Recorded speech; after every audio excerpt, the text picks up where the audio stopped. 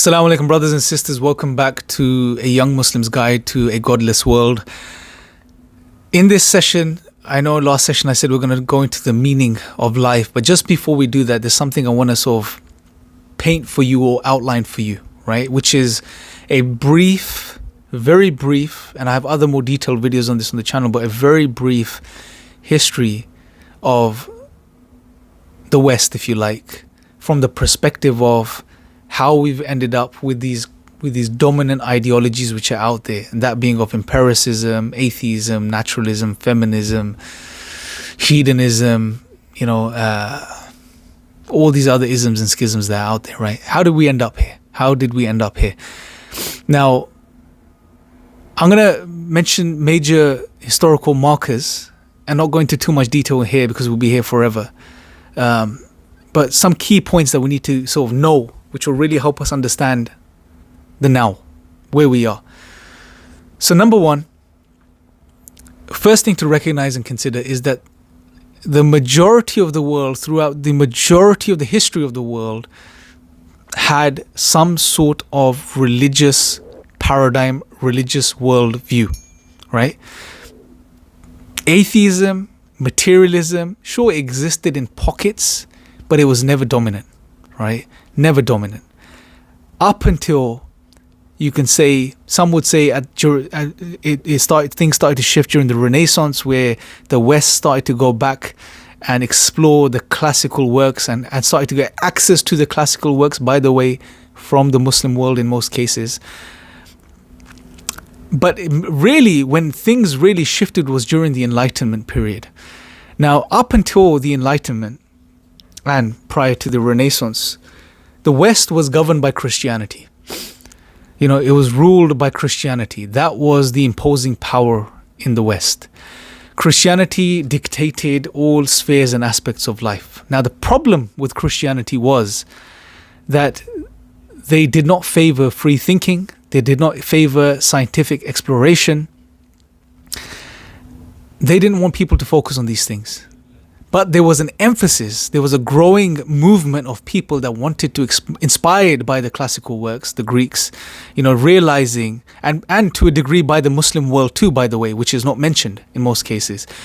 They saw that the Greeks were engaging in the sciences, and they were studying the world. And there was a notion that they had that, look, and it's a common notion today as well. The Greeks, when they were doing science, they had a lot of myth. They believed in all these different gods, and therefore they didn't do good science. And eventually the Greeks, there were some that rose that, moved away from that and became more atheistic, and therefore started to do better science, right? But the reality is, when you look at the history there, is that there was the way they moved away from believing in many gods to believing in some Greeks.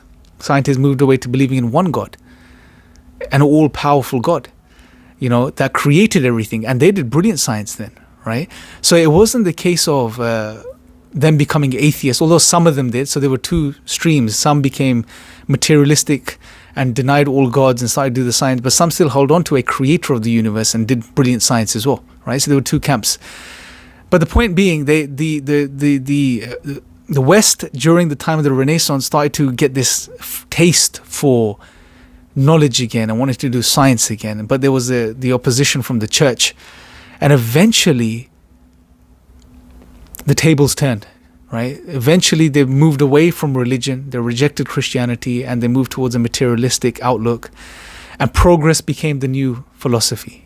Progress, material progress. As Professor Leo Damrosch says in his course on the Enlightenment, he says that it was at that point they went from the focus on the vertical plane toward the focus on the horizontal plane.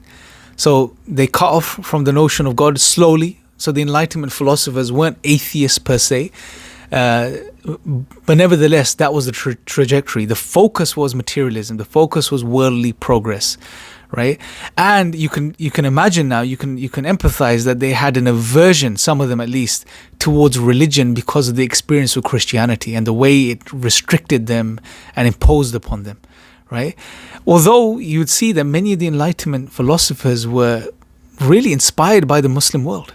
right? And this is again another series of videos in itself. But there was a lot of inspiration that was coming from the Muslim world, right, for these Enlightenment philosophers, and they really revered some of these Muslims. However, again, not to go into too much detail, the Enlightenment was the period there was the shift towards the material, towards worldly material progress.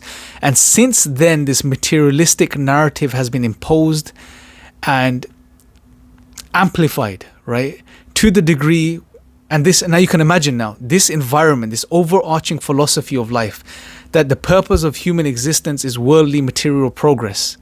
Materialism is the fundamental worldview now. Now you can see how under this worldview, all of these other philosophies and ideologies arose, and how they found nourishment in this environment. And these are atheism, naturalism, feminism, hedonism, and other types of sub-materialist sort of categories that are there as well. But all of these godless ideologies are linked in with each other. Alistair McGrath, in his book, The Twilight of Atheism, he puts it in a very profound way. He says, atheism and modernity are two sides of the same coin. And that's a very powerful statement, right? And now today, especially, we're sort of moving away from modernism to postmodernism. What the postmodernists are actually doing is they are fully following through with the implications of denying God. That's essentially what's happening. The modernists didn't really do that. They still wanted to hold on to some truths. They still wanted to hold on to some aspects of religion, some ethical grounding there, because they knew it was important for progress to be made. But what the postmodernists are saying is, no, we're not going to hold on to any of that. We're going to fully follow through. If there is no God, there is no creator, well, then there are no absolutes. There is no truth with a capital T. Truth is what you want to make it, how you want to define it, how it's useful for you. And therefore, you can also see now why science or empiricism, one of the reasons for it to become so popular is again because there's this notion, it's because there's this notion that science favors atheism or an atheistic worldview, which is not true.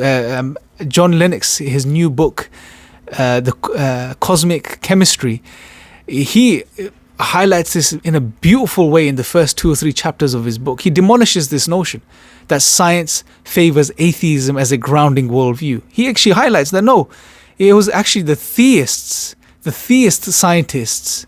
He obviously doesn't mention the Muslim world, but nevertheless I'm mentioning it, that the Muslim theist scientists as well as the Christian theist scientists who actually were driven to do the science. Many of the original scientists, the great scientists, were believers in God because they believed that there was uniformity in nature. There was something there to be studied, right? And therefore, God was a prerequisite from this perspective, right? And as I mentioned earlier, that he also highlights that there were Greek philosophers and scientists who believed in one creative God or higher power.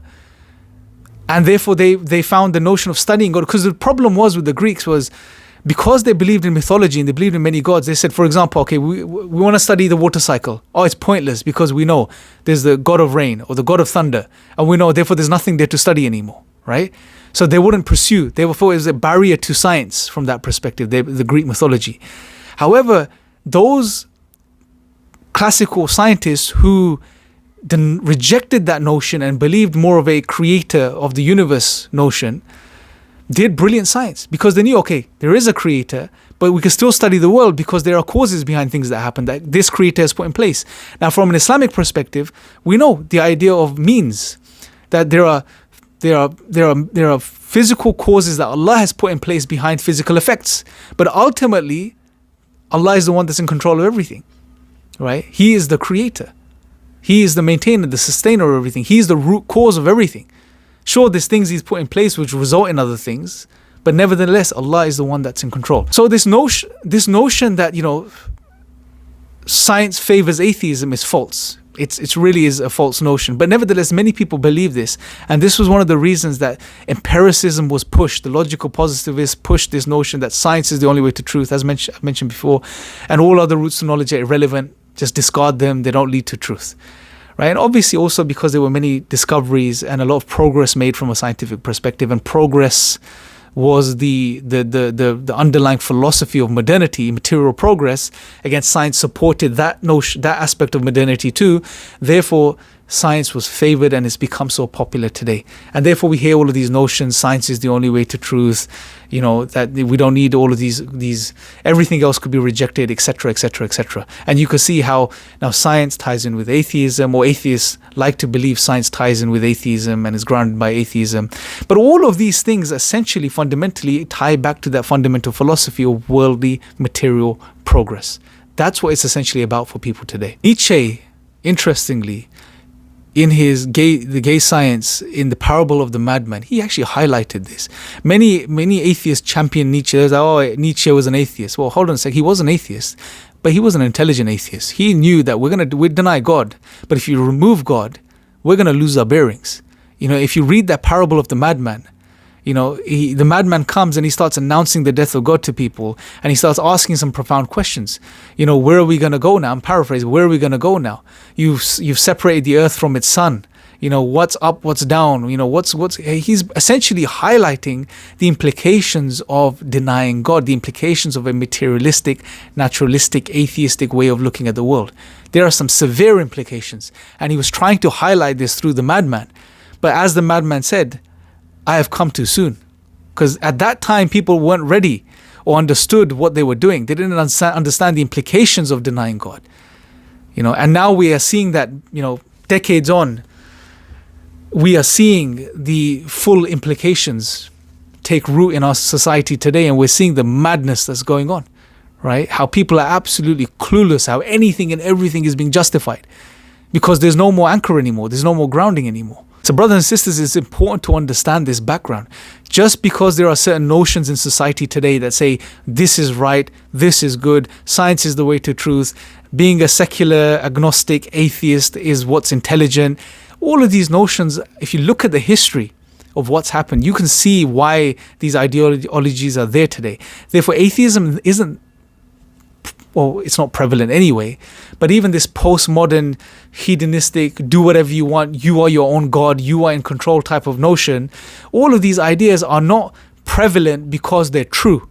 They're grounded. No, they are just prevalent because they're useful, right? They are useful. They have utility from the perspective of modernity's fundamental driving philosophy, which was worldly material progress. That's what it boils down to. Now, as Muslims, once we understand this, it lifts the veils again. Okay, why should I just follow like sheep? There's no truth to this. It's just dunya, dunya, dunya. And the fundamental battle throughout history has been dunya, the battle between this world and the hereafter. The battle between materialism, essentially, in one way, shape, or form, and the belief in an all-powerful creator, in a Jannah or a paradise that's coming in the next life. That's where real paradise is. It's not in this world. But the philosophers of modernity and now these postmodern philosophers, essentially the fundamental thing is this is your only life. Essentially, this is your paradise. Therefore, shape truth as you want, do what you want, enjoy yourself, have fun, make the most of life, because when you die, there's nothing there. So from their worldview, from their perspective, you can see why they do what they do. But as Muslims, from our worldview, from our perspective, brothers and sisters, we have a totally different picture, right? Our worldview grounds us. When you grounded in Islam and you know who Allah is, and therefore you have a foundation for morality, you have a foundation for meaning, ultimate meaning, two fundamental things which are necessary for any civilization to exist, are there in Islam. But the rest of the world, the secular world that we're a part of, has lost those two fundamental foundations. And therefore you can see that the society is starting to crumble in many ways. It's breaking down, right? Sure, people are still being stimulated and the powers that may be are keeping people plugged into the system, giving them enough things to satisfy their desires so they just can keep going. But people are breaking down. And Islam has the solution. Islam grounds us in such a way which would allow us to live a happy, fulfilling, meaningful, profound life. But only if we really align ourselves with our tradition, align ourselves with our worldview, right? Because these days, and the problems, this is why the problems are rising. Yeah, we're Muslim, but it's just a label for us. I'm Muslim. I follow, my religion is Islam. It's just things we say. It shouldn't be the case. We have to really understand that Islam is a way of life. It's a worldview. It shapes the way we perceive reality. It allows us to function in this world properly, and come to terms with this reality. And that's what I'm trying to get across to you guys through these episodes, is how profound our worldview is and how it grounds us. And if we hold on to it, even in these times, not only will we benefit ourselves, and it's going to be difficult, but if not only would we benefit ourselves, that we live meaningful, worthwhile lives that are actually significant, right? But would help us in the hereafter as well, because life is short. It's coming to an end. And we can help others too. Those confused people that are out there that are unfortunately just following like sheep, and live like sheep their entire lives and die without even knowing who their creator is. So anyway, brothers and sisters, I'm going to wrap this session up here.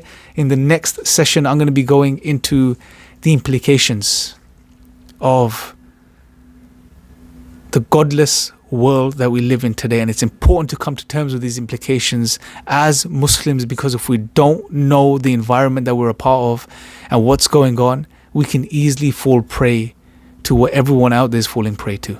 So anyway, let me know your thoughts in the comment section below. Until next time, take care. Assalamu alaikum.